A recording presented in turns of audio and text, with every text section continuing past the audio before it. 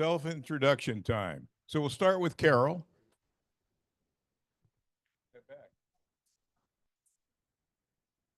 Hi, this is Carol, KP4MD. I'm your Vice President and also your ARL Sacramento Valley Section Manager, and I'm also managing the Zoom feed right now. Thank you.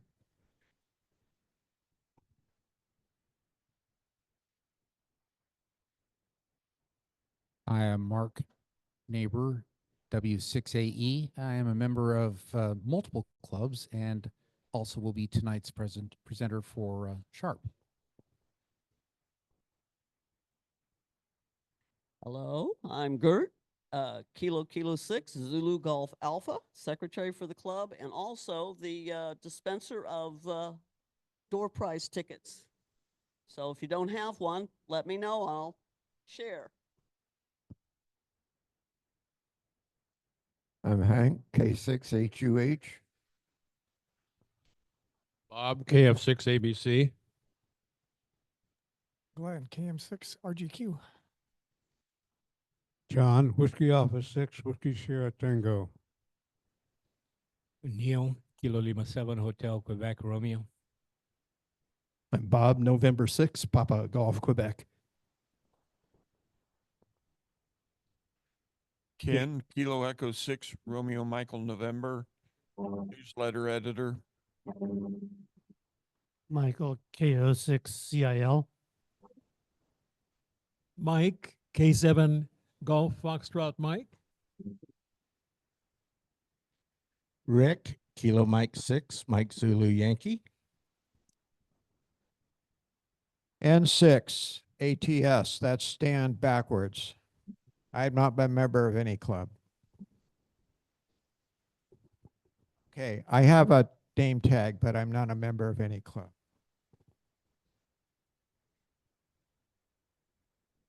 I'm Tom, Whiskey 6, Bravo Sierra. By the way, Wilson will take your money gladly. Gary, Kilo Golf 6, Sierra Mike X-Ray.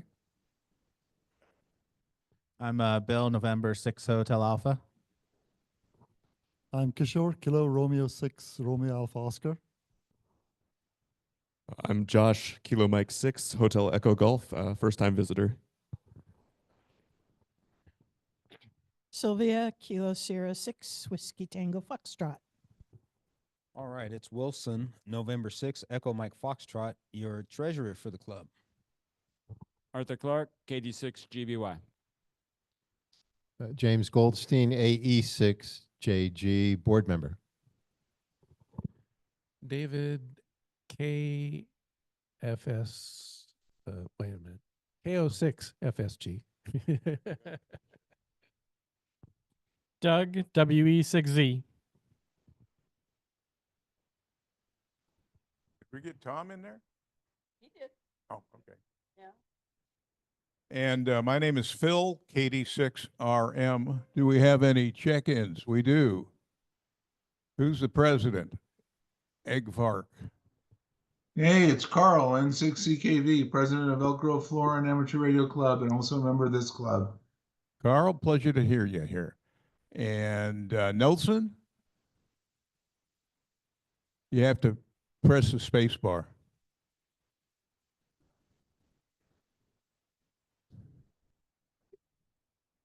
If you hit the space bar on your computer, we should be able to hear you.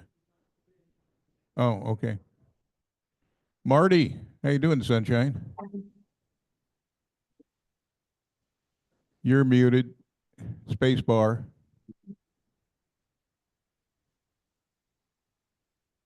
Still can't hear you. Stephen, how about you?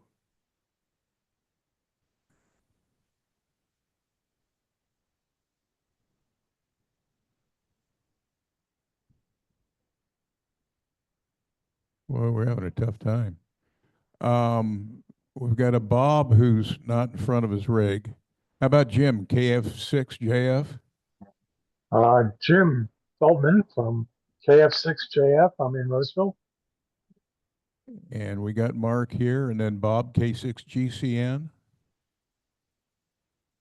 K6GCN here. Hi, everybody. Hello. That constitutes our meeting for this evening. At this point, I'd like to call on Wilson for his treasurer's report.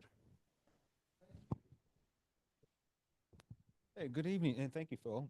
Good evening, everybody. It's Wilson, your treasurer, N6EMF, and Wilson, N6EMF, your treasurer. I want to welcome all the visitors here. Thank you for joining in here with us. And so this is going to be the treasurer's report. The reporting period is going to be basically mid-September through mid-October. And this was reported and approved on the October 22nd board meeting. And there's the dates up there. Thank you, Carol, for listing those. And the membership status. If you want to check your membership status, if you're a member here, you can go to www.hamclubonline.com, check your membership status and see what needs to be done. I want to say thanks to new members. I want to acknowledge new members: Simon Oldham, Kilo Mike 6, November Quebec Charlie, and Robert Wortman, I'm sorry, Whiskey Bravo 6, Victor Yankee Hotel. And we also just got a new member signed up November 6th, Delta Victor Mike, and that is Stuart Turner. He signed up on November 7th. And I hope I didn't miss anybody. But also want to express appreciation to all the folks that have been donating, faithfully to the repeater fund. And that's David Mink, Kilo Mike 6, Golf Yankee Mike, and Larry Upjohn, Kilo Charlie 6, Tango Romeo Hotel. We also had Russ Brill, who jumped in there and started making donations to the repeater fund. So I want to express thanks to Russ, SMD, Sarah Mike Delta. What's his call sign? I didn't write it down, but yeah, KN6 Sierra Delta. Thank you. And so if you check Ham Club online, you might be able to see what I saw. The membership statistics show that we have 174 members today, or as of this report, and we went up a couple since then. But 142 general members, 17 family, 11 life, and 4 inactive members. We have a couple, few dozen members who are expiring soon, and it shows that way, most likely because the vast majority of them probably just haven't gotten around to paying their membership dues, and maybe a handful or just haven't, signed into Ham Club online to update. So maybe they don't like me, but I love them. So keep paying your dues. All right. So next up is, thank you, Carol. If you could go to we have a Safe Credit Union checking account that we manage our business from.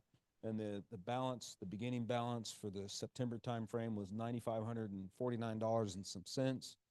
We had $119 of receipts with some dues and door prize donations and repeater donations.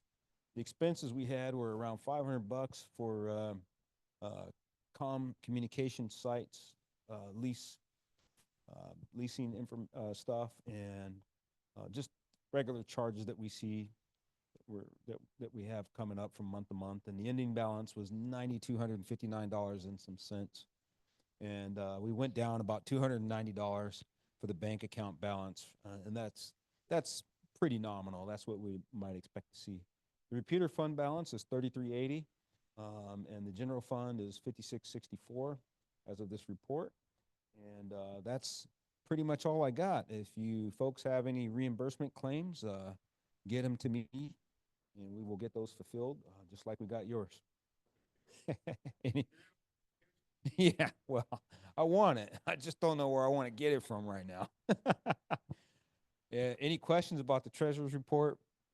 Any comments? If hearing none, I want to thank you. Turn it back over to Phil. Mr. President. Thank you, Wilson. It's time for Carol's membership report. Not membership report, her website report.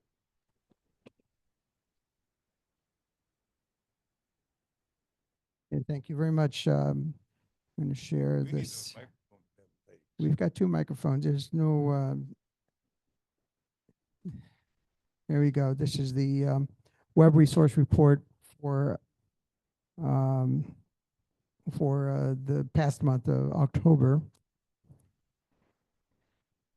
And November in radio history, a first transatlantic ham QSO was November 27, 1923, for your information. It was between 1MO at ARL headquarters and 8AB in Nice, France. And it was on the 100-meter band back then. November QST. You know, all of you who are members of the ARRL have access to this digitally. And there's some really good articles in there. I went through the whole thing and I made a little list of what they have. Interesting, they use some electrical junction boxes here to make antenna relays, remote antenna relays, and it's pretty neat, pretty low cost. And here's just an outline of some of the articles that are in there in the November QST. Just a reminder about our website, which is n6na.org. We try to keep it up to date with all the information about the club and also amateur radio activities in our area here. I want to put a shout out there to all of you who participated in our exhibit at the Maker Fair in Rockland. It was very well attended, and I know Ken was there, as well as Bob and Neil, and some others from the club did pass by. So it was, and there were other clubs as well. The North Hills Club was there, Elk Grove, Flooring Club was there as well, and JoJo was there also for the hospital amateur radio team, HeartNet. Coming club and area events, of course, November 16th, which is this Saturday, we have our club breakfast at Brookfields. That's at 8:30. Our board meeting is on November 26th, and everybody's welcome to join us on the board meeting. You just need to email us if you're interested in having to log on for that Zoom meeting. The December meeting is going to be December 3rd. It's actually the first Tuesday, and that's going to be our holiday dinner for current members, their families and guests, and that's going to be at the Black Bear Diner, the corner of Sunrise and Madison. And our club breakfast also is going to be on December 21st. The board Zoom meeting for December is going to be the 17th, because otherwise it would normally be on Christmas Eve, so we're not going to do it then. Again, the holiday dinner, there'll be door prizes. The Lilo Frank Award will be presented there. And we have also optional toy donation for the Weave Shelter. This is a shelter for victims of violence. And we do a nice collection every year. That's what we collected last year. What we do recommend is, if you can, and if you want to participate in that, just bring an unwrapped toy for a child, $10 suggested value. And usually Chris comes by and picks that up. And Cindy. Chris and Cindy. The Lyle O. Frank Award is given every year in recognition of a River City ARCS member who is had done some outstanding service to the club. And the nominations for that close on Thursday, and you can submit that by email, or there's also a form on our website to do that. And we would like to know that, have all the nominations in, so that we can tally up the votes and then do the surprise presentation at our December dinner. Again, there's where the online form is on our website. You can just click on that and it'll bring up the form. And we like, I mean, these are all the past recipients, and I know there are new people that have not been awarded this who certainly are deserving of it. Club elections will be today, and this currently is what our nominations are. James Goldstein for president, myself again for vice president, Gert as secretary. We open for nominations for treasurer, and then for directors we have Art Clark, KD6GBY, and Bill Shockness, and 6HA. The remainder of the term of Jen Garland, who is resigning, the board has voted to have Bob Woodward fulfill that for the rest of 2025. But the new directors will have a 2-year term, 2025 to 2026. So Contests, this little turkey here, Thanksgiving coming up, and it's saying think ham. Yeah. Contest for the month of November. 1010 has a digital contest coming up this weekend. ARL has an Moon Earth contest on the 16th, 17th, as well as the W6SFM. It's a telegraphy club here in Sacramento. They have a bug roundup going on that weekend. And the ARL single sideband sweepstakes is that weekend, also 16th to 18th. And then the 23rd to 24th is the CQ Worldwide DX Contest, CW. And you can find information about a lot more contests there at this website, which is www.contestcalendar.com. And a reminder of our nets every Wednesday night. Tomorrow we'll have our 2-meter net at 8 p.m. On the N6NA repeater. 8:30 p.m. we'll have our 10-meter net on 28.420 megahertz upper sideband. 9 p.m. we'll have our slow scan TV net on 441.30, and that's also on our YouTube live stream, so you can watch it in live while we're doing it and participate on the live chat if you're interested. November 20th, it's always the third Wednesday of each month, we do our backup repeater net. So it's the same frequency pair on 2 meters, just it has a different PL tone, 123.0. So remember, have a channel memory programmed in your radio so you're ready for that when we do those tests of the backup repeater. And a reminder also of our 40-meter roundtable net, which is going very strong every Saturday at 3 p.m. on 7181 kilohertz lower sideband. And thanks to everyone who's participated in the net control for that as well. Report of the website activity for the month of October. We had a total of 872 page views. The peak web page views were on September 27th is 93. The most visited pages were the home page, then followed by the nets page, the silent keys page, the members page, and repeater page. And most of our hits have been through search engines such as Google, Bing, and those. 56.3%, 40.8% were direct hits to our website.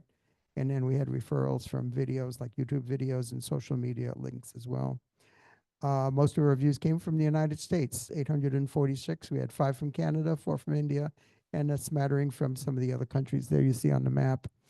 On our YouTube channel, we now have 533 subscribers. We had 671 views of our videos. And the winner this past month again was Bob N6PGQ's Tower Installation Talk from February 2018.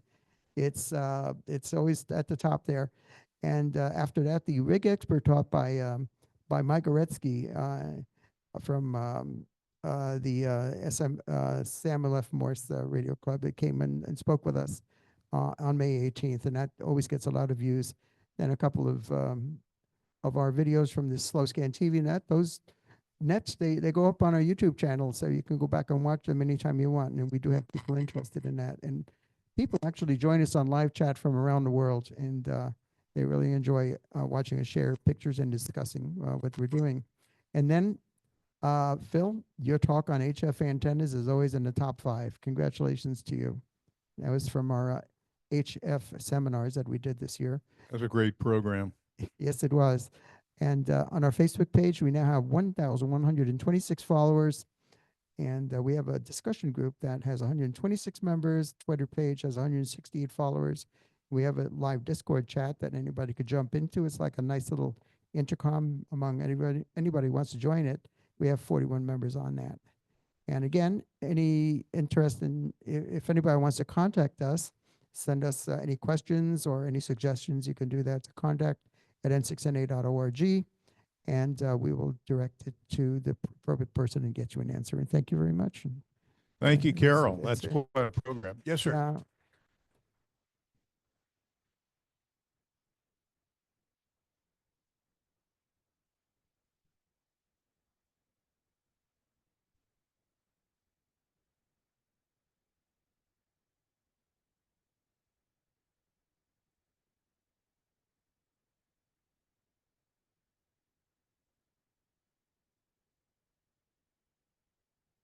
Yeah.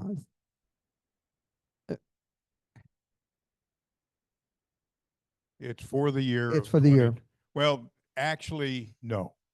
It's it's a long-term kind of thing. I mean, there are people that have been very involved in things for 4 or 5 years.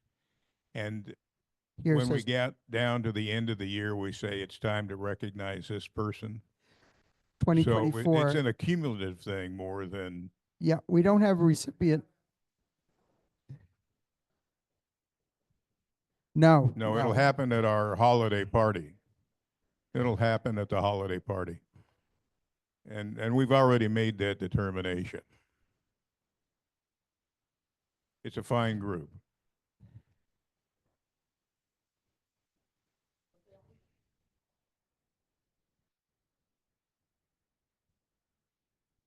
Yeah, it's a surprise, so we don't announce it until the day of the presentation, which would be our December meeting.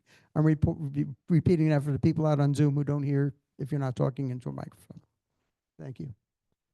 Okay, well done as usual. By the way, you know, if you look around at the websites for the various clubs, Carol does a phenomenal job. It's the best I think I've ever seen. I'm going to talk just briefly about our door prize program. Sitting up front, we have our 4 door prize options for whoever the lucky recipient is this evening. Generally what we do with this is when you come in, we give you a ticket, a free ticket. And if you want to buy tickets, you can buy 5 more for $5. Is that 6 for $5? But we ran into a small hiccup today. I got a note from the library. They had gone to our website and noticed that we do this. And the rules of using their facility are no fundraising. So I sent a note back to the director and I said, you know, what goes on here is the members donate the gear and the members are the ones that buy the gear. So really, you know, it goes out of the left pocket into the right pocket, but we'll honor your rules and we appreciate the use of your facility. So, you know, this facility thing, I'll talk about this again in a few minutes, has become a real challenge for us. And that's why you get to hang on to your $5 tonight. You feel better about that? Okay. And I told you what the prizes are, did I not? This is an ICOM handheld, 2-meter handheld. We have a nano VNA. We have a tiny spectrum analyzer, tiny SA, and there's a 50-foot coil of RG 240X or RG 8X. It's actually like the 240, LM 240. So let's go on here. Club status. As Wilson was saying, I had listed 170 members, but I guess we're at 174? 174 members. I went back through my old records. In 2011, we had 107 members, of which 29 had not paid their dues. So we were closer to 80 members back in 2011. We've come a long way. We've got a pretty active membership. And that leads me to the next topic. You know, every professional sports team has a bench. Can anybody tell me what the bench is? Me too, only I never got that far. The bench is where you have the reserve players, people who have been trained and conditioned and have worked out with a team and can't wait to get involved. And in our organization, we have a bench. And that bench consists of the current players are our 4 officers, which is the president, the secretary, the treasurer, and the vice president. Yeah, I forgot that part. Don't forget Carol. But we also have 4 directors. And the 4 directors are actually what you'd want to call the bench. They serve at the board meetings. They come up with suggestions for club activities. They get involved in what goes on between the treasurer and the vice president and the president. And so it's a breeding ground to get people ready to take on one of the official officer positions. I'm a little bit disappointed this year because we've had no one step forward to pick up this treasurer position. And I'm going to tell you right now, you cannot have a club without a treasurer. Bottom line, the treasurer is the business manager of the club. So if you look at our roster of 174 members, we've got 4 positions as officers and 4 as directors. You would think out of that cadre of folks, we'd have somebody that would be willing to serve as treasurer. And I've heard it expressed to me that there's fear that they don't know what to do. Well, guess what? Any new job you get, you're in a position where you do not know what to do, right? There's always that transition. There's always that learning period. So we've got basically till the end of the year to appoint someone as treasurer, and we need somebody to step forward and do it.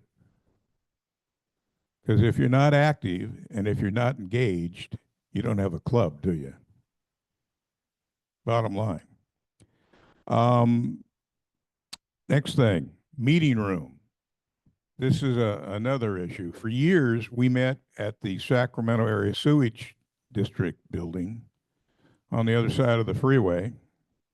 And then, no, it wasn't SMUD. I'm sorry. Many years earlier, a decade or so. But the bottom line is when COVID hit, everybody pulled their horns in. They didn't want any outside traffic in their buildings if at all possible, and so they shut off access to that meeting room. And I did a little research. We paid $300 a year to use that meeting room. And it worked out extremely well for us. They had a great facility. They had a nice projection system. The parking was great, easy access. But it's no longer available, and every time I've contacted them to find out what's going on, I get kind of a blank stare. So that facility is no longer available. And during the course of these past 2 years that I've been president, I have been knocking on every door conceivable, trying to find us a place to meet. Now, there are places you can meet for a fee, and these fees typically hover around $100 or more. And let's talk about the finances with that. $100 times 11 months, because we only meet 11 months a year for regular meetings, that's $1,100 we need to add to our treasury to pay that bill, which means we'd have to raise your dues. And I don't want to do that. I think your money belongs in your pocket.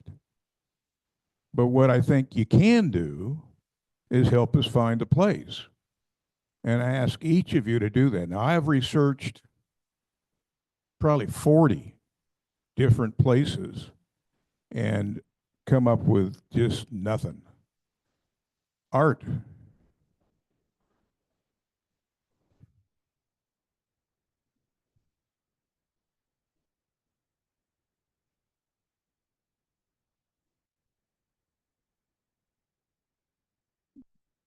Do you remember what the fees were?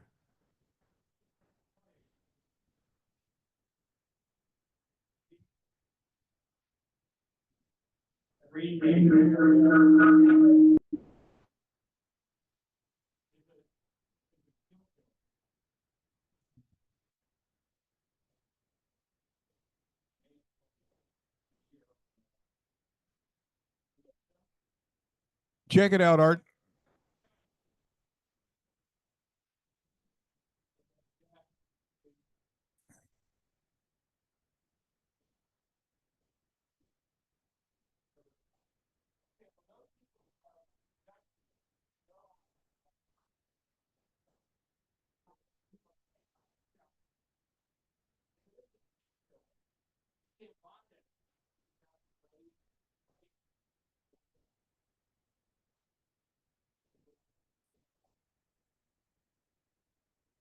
Well, Art's actually done a fine job of explaining what these challenges are.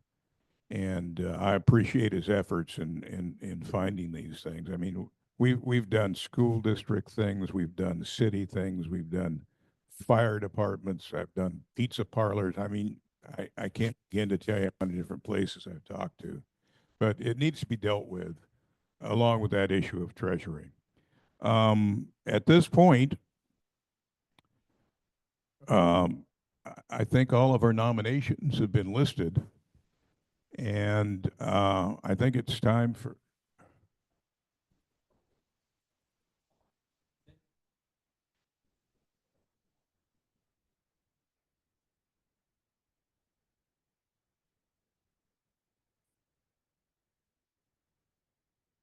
Well, you are a sweetheart, dear.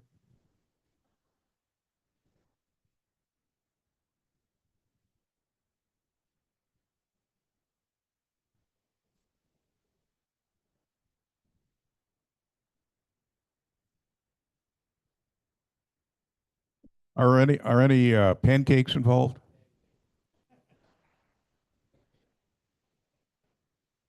Wonderful. Thank you, Sylvia. That makes this pretty easy. You want to put those oh, you got the nominees back up there?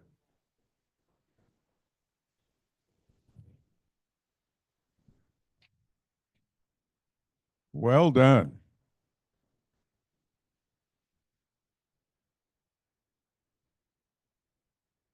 So with that, yes, Bob?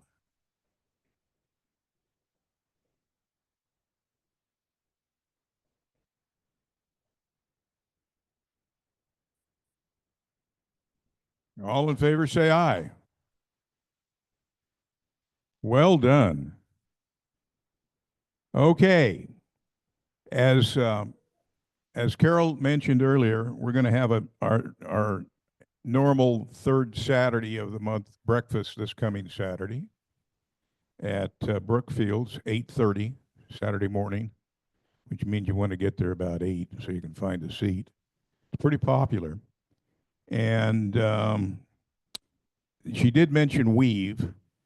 Just so that you know, the guy that does our repeater system, his wife is pretty involved with this Weave program, and several years ago they approached us about maybe the club would like to make any kind of donations to Weave. And so what we've done in years past, we've asked any member that's willing to bring an unwrapped gift for a child valued at no more than $10.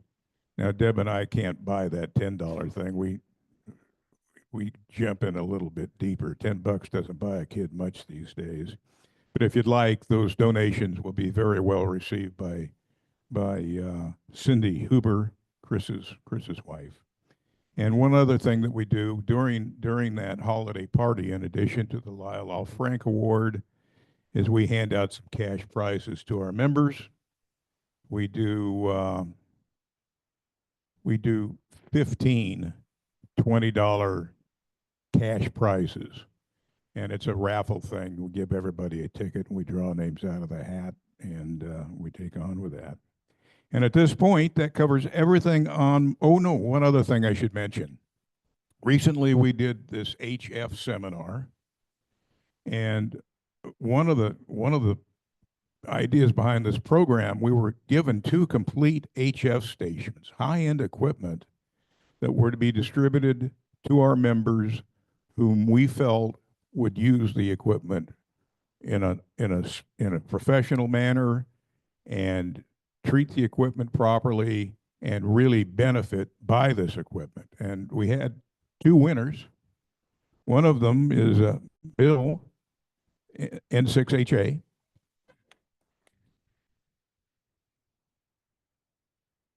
And the other is Alan Mason, KO6HEW, who was headed off to Southern California for a job assignment that's going to last for a few months. But both these guys really dug into the program, and we're thrilled to see them win those prizes. We know that the equipment will be used in a manner that benefits the equipment, and it's appropriate. So with that, I think it's time to have Mark take over the meeting. Certainly.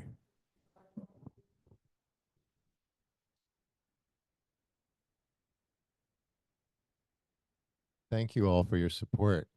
I will be president in You are- 2025. Well, you are now almost. Bill's trying to get rid of it. I'm James Goldstein, AE6JG. My announcement is not about that. We need net controllers. And it's a great, it's great fun. It's excellent practice. And so anybody who's interested in running the net on Wednesday nights, if you have a good HF set up the 10-meter net on Wednesday nights at 8:30, the VHF net at 8, the slow scan TV net at 9. Wednesdays are busy. And then on Saturday afternoons, we have the 40-meter net. And we had a great net Saturday. We had 17 check-ins from all over. That was fun.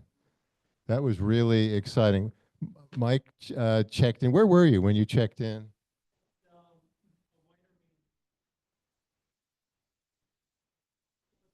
You don't remember. He was at a winery. He doesn't remember where it was. Plymouth. But he checked in at the 3 p.m. on Saturdays. We do the 40-meter net. And he checked in on his 705, which was at home, but he was using this remote RX software. And we had a great discussion on the net. I thought it was fantastic. So, but we need more net controllers. And so it's an opportunity to get engaged. All right, thank you. Now. All right. Okay, just a moment here while I get my software there and share. And from the beginning.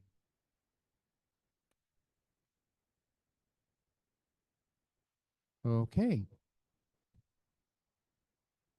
First of all, thank you for inviting me. I've spoken before the group before. It's been a while. I've been doing this kind of for several times for the group in different places. And a lot of our members are members of some of the clubs here as well. So we do get a chance to see that. As they said, my name is Mark Naber. My call sign is W6AE. I am a member here and several other clubs, including SHARP, which stands for the Sheriff's Amateur Radio Program. Let me give you a little background. Yeah, I'm a relative newcomer compared to most of you when it comes to amateur radio. I've only been since 1996. Let me try the other microphone. I think it's got the volume up a little higher. I think. Nope. Yeah. Okay, let's give that a try. I try not to shout into microphones because I know about feedback. My original call sign was KF6IDO. It's funny that one of the guys that made magnetic signs for cars, he was looking at it, he looked at it, that's a dog of a call sign. But I told him, I said, well, if you drop the 6, or well, you could do KF6. I used to do a little bit of wedding photography as a sign log. So that could be KF6 I do. Been an extra about 21 years now. I'm a volunteer examiner with the Carmichael group. We took a hiatus over the summer and are now trying to work to get that back going. Like a lot of other places, we were having access issues. The current building manager there sees no reason for somebody to have to come out there at about 7 o'clock in the morning on a Saturday to open up for somebody. Even though they had a volunteer, she just didn't think there was necessary. So we're still working on that. I'm also a member of the Civil Air Patrol. My call sign there is Yosemite 384. We're on different bands. We're governed by the NTIA, not the FCC in there, since we are technically a subset of a governmental agency. So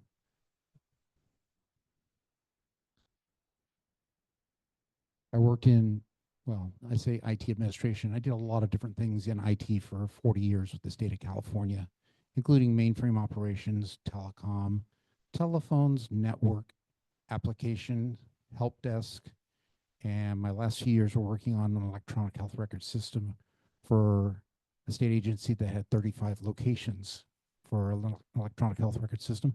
Those 35 locations are also known as state prisons. Well, putting that in made a huge difference. Beforehand, each prison worked as its own separate kingdom. There was no coordination. The wardens hired and fired as they felt necessary for whatever money they had to be able to spend. Now it was all standards based. Yeah, it also did overhead, but at least it provided a framework to make things better. I also have background in aviation. I'm not current, but I am a licensed private pilot, single engine. Hopefully at some point I'll get that back up to date. We'll see. Photography has been a sideline of mine for many years, both semi-professionally and as a hobby. You know, I have a few friends that run a small chain of restaurants. They opened up a new location recently, and I just showed up the day of their grand opening with my camera with all the festivities. I got pictures and sent it to them after I brought them on a thumb drive the next day, and they're just like, huh? It's kind of fun. I finished the training to become what is called a level 2 reserve officer in California. There's 3 levels, 1, 2, and 3. I finished that actually just about 18 months ago, but I also had a lot of other things going on in that time. And there's the possibility of maybe moving out of state in the next year or two. So I'm holding off on that at the moment. My certs are only good for a certain period of time, so I'll have to decide what I'm going to do. Part of the delay was probably my only claim to fame. I'm the son of a World War II veteran who passed away earlier this year at the age of 105. And I helped care for him for his last year or so. So, yeah, he enlisted during World War II, recalled during Korea, and retired during Vietnam. Okay, here's a little bit of the history of SHARP.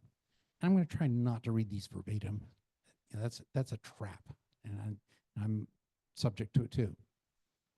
Back in the 70s, if you remember, we had an issue here in the Sacramento area that was in some few other areas too.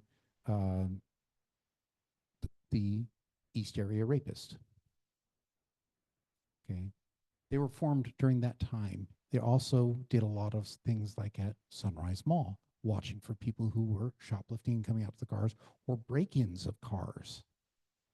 So there's more to that in a few minutes. We have volunteers from different backgrounds, different styles. We have members that if you looked on walking down the street, you'd have absolutely no thought of them ever being involved with law enforcement. You know, you look at, yeah, no. We have one guy who was ultra reliable. In fact, he passed away just about a year and a half ago. For those of you who might remember Mike Meehan. He was one of our members, and he was ultra reliable. We also do community support. We're available for public events. Last Friday, the Aerospace Museum had an event, and they asked for some support from the reserve forces with the sheriff's office, and they asked for us to come out. We have a trailer. I need to get a good picture of that trailer, bring it in here sometime, with a 42-foot mast. We can put a camera up at the top of that. So we're at the edge of a parking lot. We've got our systems up and running. We've got multiple generators that run off there. The trailer and a couple of the radios and the generators are owned by the sheriff's office. The rest of it were provided by either donations or other means, you know, that we did purchase with some of the funds we had. It's a mobile command center. We can, if somebody needs to, we can strip the radios out in a matter of a few minutes. You bring us a radio with Anderson pole connectors and an NMO mounted antenna that will work on the band that you need it. We can plug it in and we can be up and running in 20 to 30 minutes. So it can be used for that if necessary. It's enclosed, has heating, air conditioning, coffee maker, and a microwave. Yes. There's a mobile command center rally every year in California where all the agencies bring in their big, huge units, the multi-million-dollar. We've rolled into it a couple times with that trailer. And one year afternoon, they were doing things and all of a sudden a rainstorm moved in and people all of a sudden are inside of our trailer because we had the back gate down. And they're all in there and then somebody looked around and finally said, okay, so tell us about this. And there was a group that was going around and doing videos of all the different units there. And they got to ours and they basically said, now here is something different. This is not designed to be high-tech satellite everything. It is run by volunteers, volunteer organization. They can roll out and they have a place in this. So that was a nice, commendable for us. And like I said, I need to bring some pictures. I'm writing notes tonight to remind myself or any other ones. Where it says highlighted in the FBI law enforcement, they had a journal that came out at that time, and it was highlighted some of the events that we did around crimes in progress and that, because they roll out in their own vehicles. We have ham radios, we have sheriff's radios. Why do we have both? Well, there have been some thoughts that, of course, under the law, amateur radio is amateur, non-pecuniary. So we use the amateur radio for talking around and just chatting and that. And if we see something starting, we let the other people know. And then we move over to the sheriff's radio. That way, any units that might be supporting us, because we go out when we're requested and they tell us where they want us. They can hear us, they can talk to us. Our coordinator who's with us, or one of the designated people within our group, will make the call as to when we move to there, and the units can call for us to tell them what we're seeing, where we are, and that sort of thing. So we've done a lot of things. Catalytic converter thefts out at the airport. Don't hear about them anymore. They finally caught up with those groups. And it was a multi-state group. One of their big places for compiling them was here in California, and then he shipped them to New Jersey. So that was a federal case. So our group, we have coordinators. Well, in this case, we only have one coordinator now. We have board members, and then we also have regular and associate. We don't usually do much of the associate anymore. Typically, if somebody's got the amateur radio license and they've expressed interest, we have them go through the background. The sheriff's office asks you to fill out an application. They'll take your fingerprints, live scan at no cost to you. And then they do a background, and if it's okay, they ship the information over to our group, and they say, we've got potential new volunteers for you.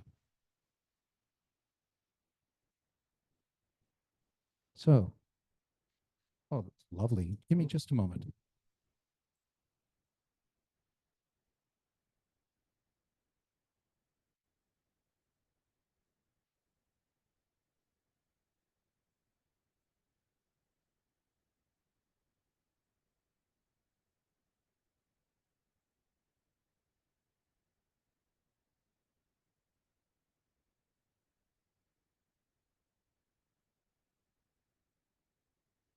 I guess I should hold on to things better. This is kind of a subset of what we are. Yeah, we do public events. Yep, I better not. I'll stand. I felt that just as going down. We do events, sometimes like the 4th of July down in Rancho Cordova. The California Capital Air Show, that's one of our biggest ones. When they do emergency response scenarios, also known as like active shooter simulations, we can be involved in there. Yes, we do a little bit of surveillance. We also do search and rescue. We were actually out on a surveillance back in 2008, as I say there, when we got a call. That was back in February 2008, there was a huge storm that came through with very high winds. And they got a news item that said there was a possibility of a Cessna 150 type aircraft possibly having gone down in the Alberta area. So we picked up our gear. Our coordinator said, go home, get your foul weather gear. And we met at the fire station in Alberta. Now, when we walked in, there's several deputies there, and they're all looking at this group of motley crew of people coming and walking in. And they're like, what the heck? And the lieutenant that was actually over us, who had not really seen us in action in some time, he said, I'm curious to see what you guys do. They had a big map laid out of the area, and we had a potential area that they wanted to watch. So I used my Civil Air Patrol background to help the others let's go out and do, just like DF. Amateur radio does that big time. That's what Civil Air Patrol does too. We went out, and when we left, we briefed who was going where. And as we walked, they paired up a sheriff's deputy with each one of us with their vehicle. They pulled up behind us. When we stopped off to take a reading with our radios, they turned on their flashers behind as a precaution.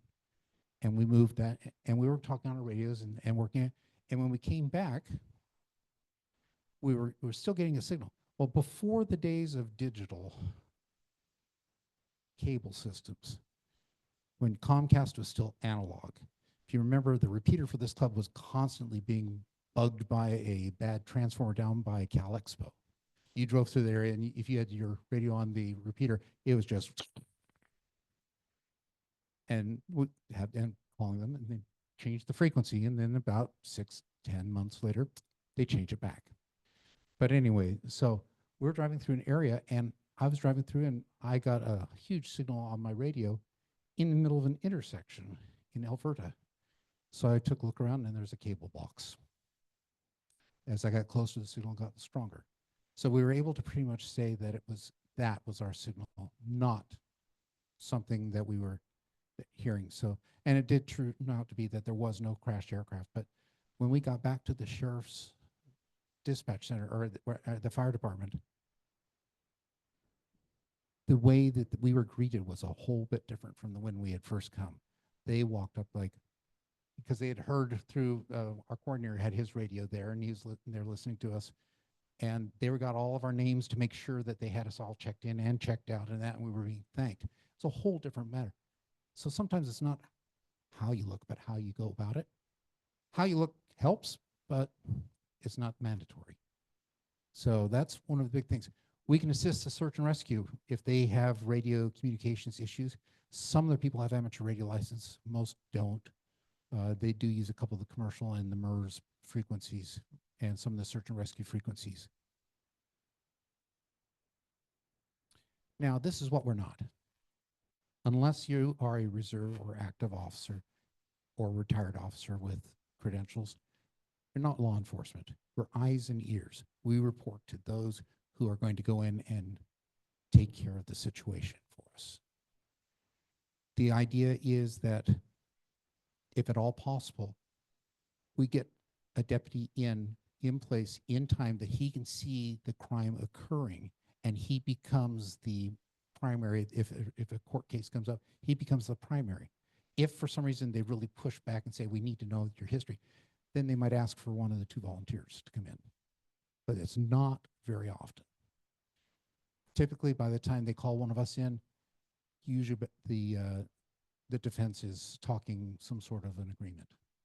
So, but we sit back, we watch, we don't get involved.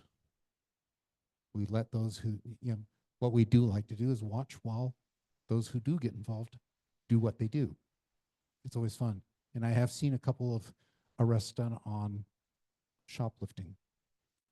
When one person left the facility and the other one, when he came out, and officers were right there to get him.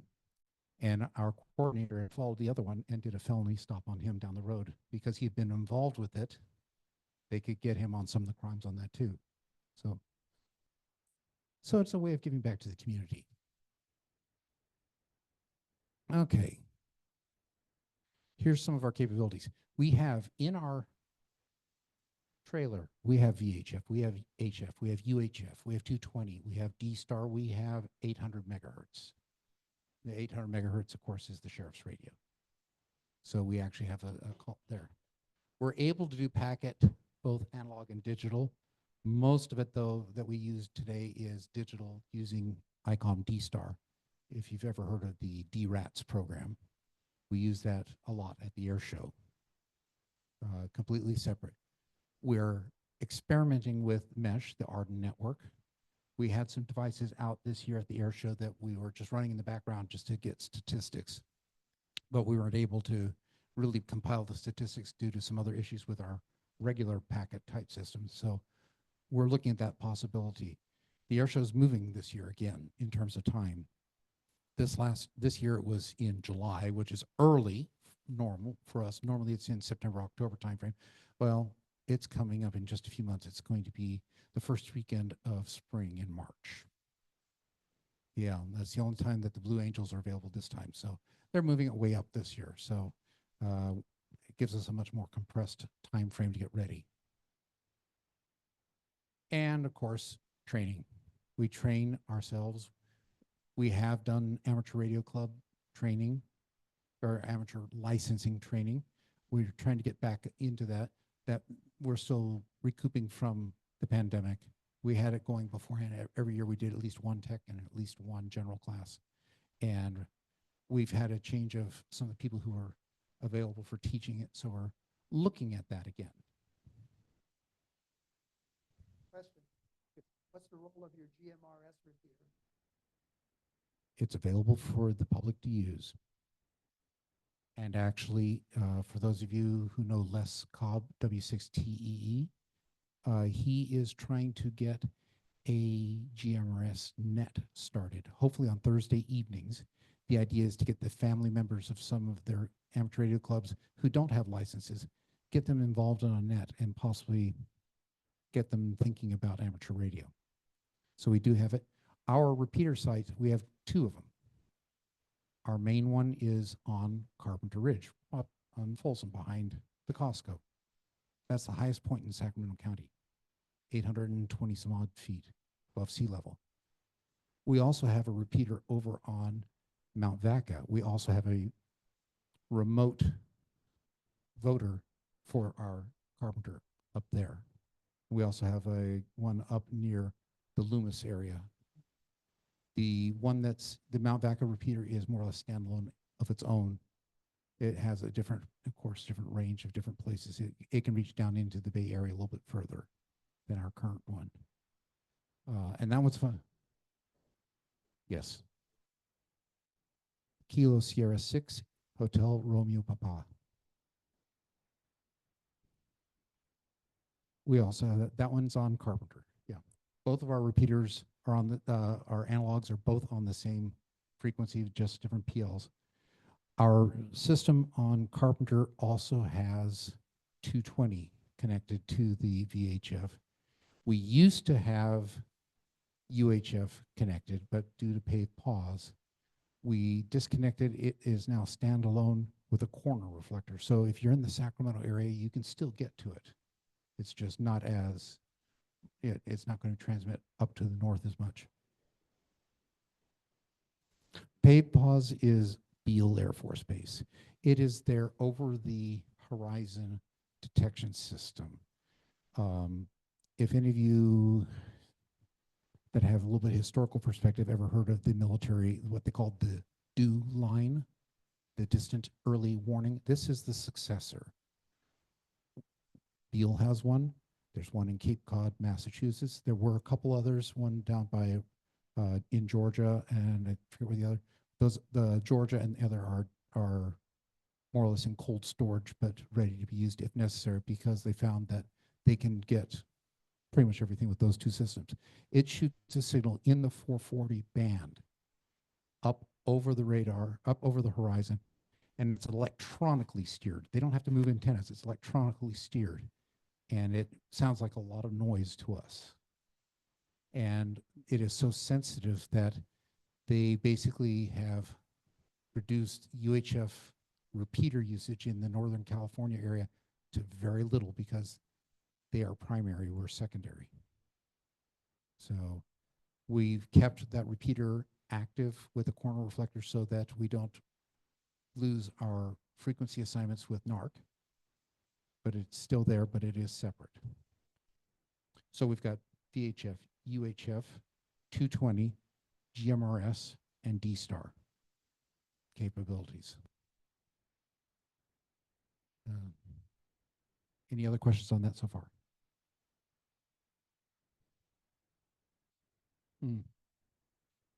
Okay, typical operation start. When I say an operation start, I don't care whether it's one of our public events or one of our events where we're doing surveillance. Pretty much you got the same thing. You need to know where to go, when to go, what to bring. So, we meet, we brief what we're going to do, how we're going to do it, safeties. If there's any areas of concern that we need to be able to, that the person that's in that area needs to be able to sit back in there, we'll brief it and talk it over. And during an event, if we have to, we'll move people if necessary, if we feel that a situation is, the idea is they want us to be in a safe spot where we can watch, not be in the thick of things where we're going to be, if something does happen, that we're going to be at risk. So you've got your assignments, frequency, safety, and we do regular roll calls of everybody that's at the event to make sure everybody's okay. So at the end, we meet at a designated spot to be able to turn in any of the sheriff's radios that we might have. We debrief on any issues or things that we saw. We talk it over. We turn in an account for the equipment, and then we take a safe trip home. The sheriff's radios, they're loaned to us for the event. Okay, most of us do not take them home. Now, when I work the air show, I'm on the opposite side of the air show, so I'm given some chargers to take home and just charge the radios up overnight and bring them back. So I'm allowed to possess them. But at the end of the air show, I turn them in so that they're accounted for. And some of the events that we do that are confidential can sometimes occur on some of the encrypted channels. And when we're on some of those events, I usually have a scanner going with possibly listening for CB, listening for GMRS, FRS, all the other stuff around there. See if anybody's trying to coordinate anything there. If we hear something, I can say, hey, like Cal Expo during the state fair, you'll hear a lot of FRS because a lot of the people that are running their little stands will be using that to be able to, oh, can you bring such and such in from the storage and that sort of thing. So we'll hear that. But we're waiting to hear if somebody else gets on there that's not doing that sort of thing. Okay. Oh, this one on this screen is a little bit, basically some of the equipment that you might want to carry, depending on what we're doing. Obviously, we're going to almost always need some radios, mobile, handheld, both in some cases. Other equipment, like when we're at the air show, we're using the D-Star with D-Rats. By the way, and let me go back into the air show here in just a moment. Binoculars, especially if you got ones that are good in low light. When we're sitting out in some of those places, it's fun to watch people that have no idea somebody's sitting there watching them. Flashlight, maybe a map book, the vehicle, pick the vehicle. If you've got more than one vehicle at home, you might find one vehicle is better for a particular event than another. Just kind of look at it. I've got a 96 Ford Bronco over at my place that I haven't been using much recently. I used to sit in it, and I could be in it with my window open, and somebody would walk right past my vehicle, not even realize that. I'd see them coming, I'd put my radio on silent for a moment, and they walk by. They're absolutely oblivious. They're in condition green. Condition green means they're about their business. They don't see anything else around them. You've got your condition yellow and you've got your condition red for people. It's amazing how many people are in green or dim green. Notebook. Sometimes we might have, say we see a vehicle or something, write down the license plate or identifying information on a particular person that we're supposed to be watching for. That sort of thing. Go kit, GPS. Those are the Go kit, when I say a Go kit, for for instance, a power bank for your phone. You know, in case your phone's running down, or a charger for your handheld in case you didn't leave with a full battery. Night vision, good, but very rarely do we use it. But if you have it, have fun. A voice recorder. Sometimes you can't write fast enough, or you're in low light, so you can't see what you're writing. You can dictate very quickly and then come back and transcribe it later. And digital camera. Now, the reason why I say digital camera, I don't mean your cell phone. If you are involved in a picture taking of a crime in progress or anything else like that, that might go to court. If you take pictures with your phone, every picture you've got on there becomes discoverable to the case. Do you want your personal pictures possibly? That's why I recommend an inexpensive, separate digital camera. You can strip the memory card out and it's separate. That's why I recommend that. All right. I'll go to that moment. When I was talking about the air show, we have several roles at the air show. If you've ever been out there, you'll note that there's several medical tents. They're noted by the red and white striped roof that each of them have. Fire CERT mans 2 of them. Sacramento Medical Reserve Corps typically mans the 3rd one. And then we have one of our operators at each one. If you get a child who's been separated from their parents and then brought in, we ask them to go over to the fire people for a moment. We have them just do a quick assessment, make sure everything's okay with the child. There's no distress, no signs of anything. Then they come over with us. We get information from them. We're typing it. It gets transmitted to all of our other stations. In addition to being at each of the medical tents, we have somebody that's in the trailer usually. We also have somebody who's up by the show announcer. And he has a printer. So when we get anything like that, we transmit it. That person prints it out. And a few moments later, you hear the show announcer saying, hey, will the parents of? No. D-Rats on D-Star. So,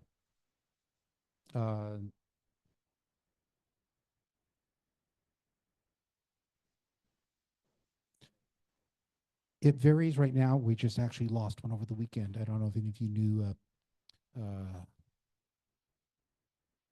can't think of her last name, Penny, KD6ILA, who was Mike Meehan's wife's cousin, passed away over the weekend. So we just lost one. We're at about 20, 25 people on the roster, and the number of people who come to different events, depending on what they have. We do also, like at things like the air show, we'll pull in search and rescue, ask them to, they'll buddy up with us. So we have 2 people. So we have that sort of thing. But in addition to the med tents and the person there, when the child is announced, a deputy comes over to the tent and escorts them over to a specific spot, which is considered the reunification area. And when the parents show up, the deputy is just watching to make sure everything looks okay. And he might ask for ID just to confirm. And everything's okay. Have a good day. And we're not there to cause difficulties, because we know that people can wander away from a group. We had a situation one year where an elderly gentleman got separated from his family, and he got brought in by one of the fire department's Gator units. Same process. We get the information, we transmit it out. And that showed, it just so happened that a couple of the battalion chiefs and assistant chiefs were there that day when this happened, and we had another event a few minutes before where we got a call on the sheriff's radio that we had a patron down on the ground and they needed paramedics. So I wrote it down. I turned over to the fire cert person and said, we need paramedics. They're the ones who would call that out. And we had that, and then the other one, and the chiefs looked at us and said, so it doesn't matter which frequency these calls. And I said, does it matter? if it comes in and it gets transmitted to the person who needs to, does it really matter? And it opened up a lot between the sheriffs and fire volunteers. Made things a lot nicer. So not that it was bad before, we just had, it just opened things up because they now realize that you don't have to necessarily follow protocol that it must come in through this radio. As long as it gets transmitted and gets passed on in an expedited basis, you're good. So in addition to the people there on the at the medical tents, I used to do the medical tents myself. I got moved about half a dozen years ago. I'm on the other side of the field. Now, I like people watching, but it's kind of hard when you're 4,000 feet and 9 stories up. So I'm a lookout on the south side of the field. During any air show, there's a requirement, FAA and military and other, that there's a zone that has to be kept clear of anybody that is not involved with the air show itself. And even then, in some cases, they can't be in certain areas or they have to be standing still during the time. I'm on the catwalk of the control tower watching for people in the south area, and we have usually mounted units and ranger units that we can call, and they'll go out and respond and check on it. And yeah, folks, you need to move back just a little bit further. But that's part of also what we do. And we usually, there's a school that's out there. We usually have a volunteer out there as well. They have a slightly different zone that they can watch. If we don't have somebody there, we can still do it from the control tower, but it just makes it easier.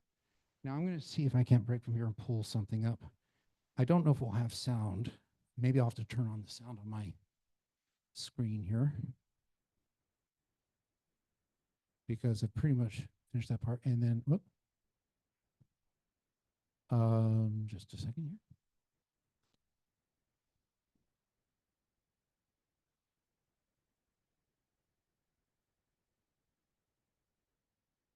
Okay. This was from the air show just a few months ago. And we don't have the sound. You won't be able to hear it there. I caught this with my phone from the control tower. It will get more interesting in just a few moments. Right about now, you would hear the noise of a jet engine going past you as he does that. Yes, that was the Italian Air Force. They came for the first time. Yeah. And I've got a few other. Some of you may have known James, KK6FON, who passed away a couple months ago. He was also known as the Bubble Man in the sheriff's office, because whenever we had events for the sheriff's families, he was there. He had and the kids just loved him. Oh yeah, when we were out one of the times watching things at the airport, does this security person look like they're even watching where they're going? It just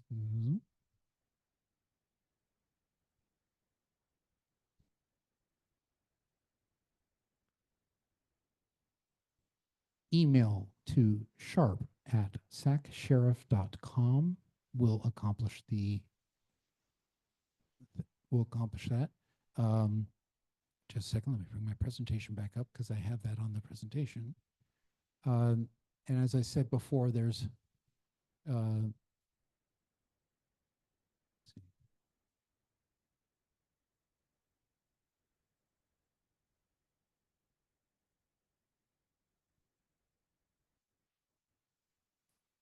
let's see, new members and okay, well, I can't, I won't go spending time getting that. Basically, if you're at one of our events that we're at, you can do that.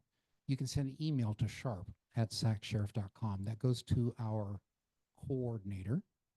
You can also go on the sheriff's website and do go into the volunteer section and send in a volunteer request and note that you'd like it to go to Sharp. But usually going to SacSHARP.com or rather sending to SHARP at SacSHARP is really good one.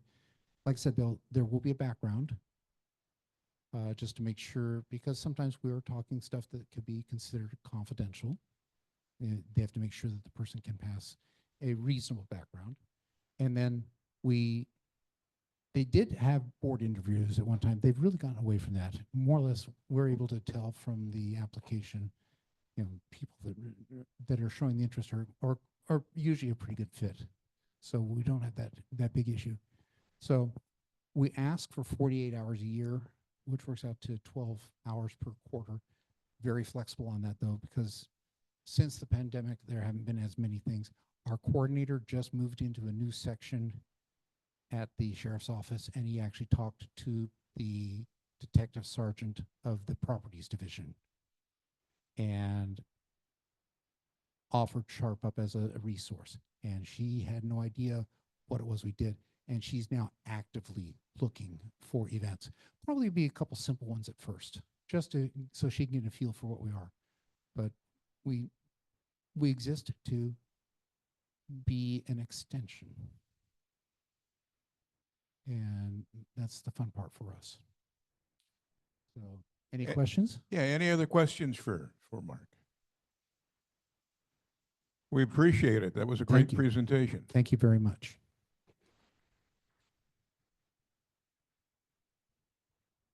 We're down to the final two items on the agenda. We have our door prize, and then there's a personal request. Are there any Windows 11 savvy people in the audience? Because I need some help.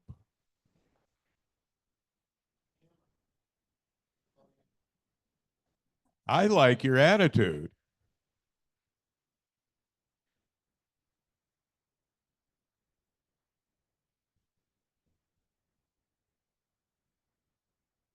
Well, let's get you a microphone.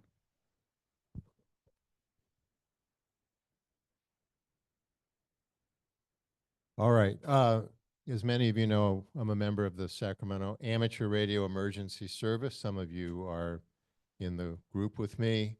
Several of you, just last Sunday, we were in Clarksburg at the Clarksburg Country Run, a U.S. track and field certified race through vineyards.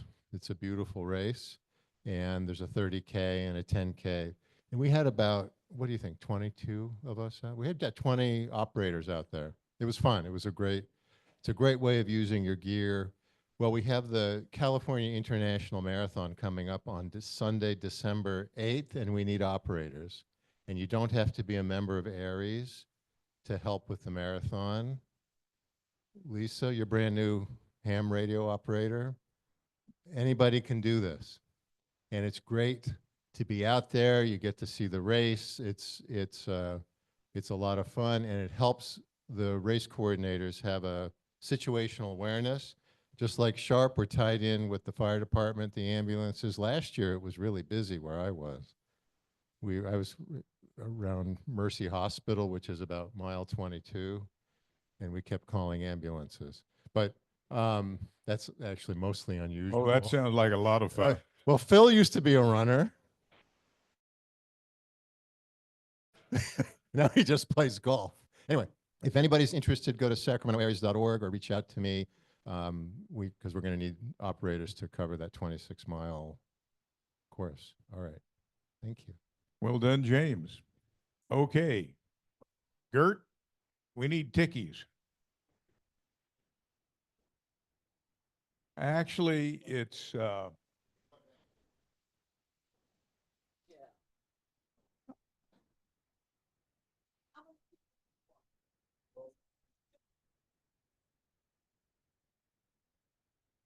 I need to remove a directory and generate a new directory and download a program into that directory. Yes. Remove a directory, add a new empty directory, and download a program into that new directory. Don't you be kicking that thing.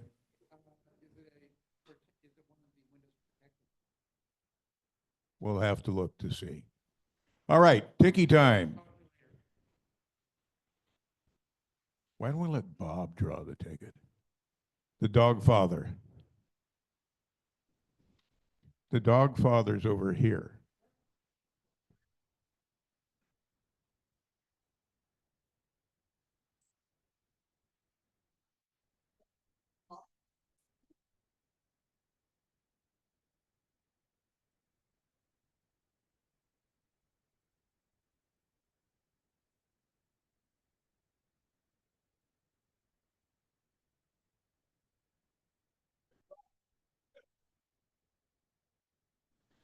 One 156-021.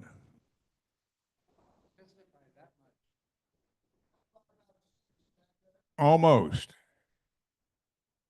Are you 021? What a guy. All right, your choice. An HT 2-meter, nano VNA, tiny spectrum analyzer, 50 feet of coax. You're all set. We have a new winner. Thank you. Okay, with that, we have got to put all the chairs back. Some go on that rack that's rolling around here somewhere, and the rest of them all go to the back of the room. We stack them up, and we've got 2 tables we have to put away.